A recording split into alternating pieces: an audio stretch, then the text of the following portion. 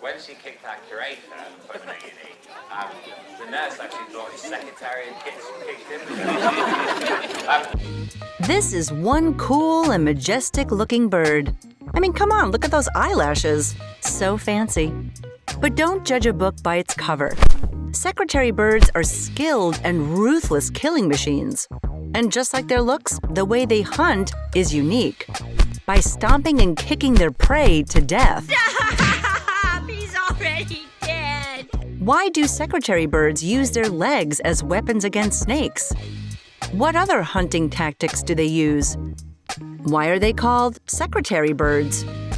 Follow along as we kick up some dust with this bizarre bird.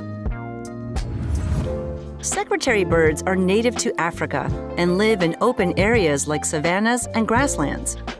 The tallest birds of prey in the world, these predators stand between 1.3 meters and 2 meters tall and have a wingspan up to 2.1 meters.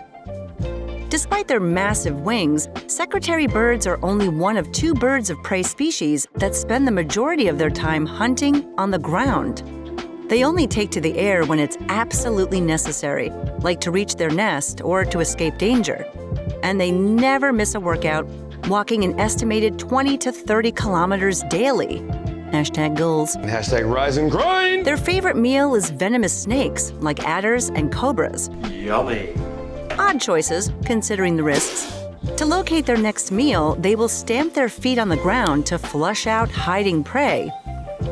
The tactics these birds use to attack snakes are iconic. But why do they use these unconventional methods?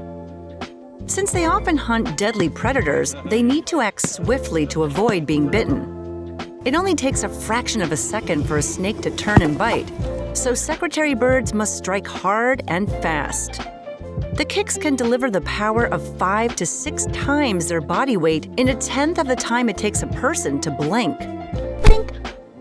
They also come equipped with scales on their lower leg that provide protection against counterattacks. The specialized hunting tactics don't stop there. They'll raise their head crest feathers and spread their wings out as a distraction. All this to trick slithering foes to strike at these hollow feathers rather than somewhere else a little more vital. Apart from a snake-filled diet, secretary birds are not picky. They'll eat just about anything that crawls past them, completely whole. Rodents, lizards, rabbits, you name it. Because their leg movements are so quick and powerful, scientists have been studying them to help design fast-moving robot limbs and prosthetics. You're probably wondering why it's called a secretary bird. There are a couple of theories. Its scientific name is Sagittarius serpentarius. Come again? Sagittarius is Greek for archer, and serpentarius highlights their skill at hunting snakes. Archer of snakes, if you will.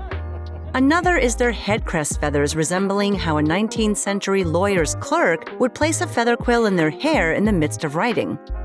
Monogamous, they'll do a courtship ritual when attracting a mate.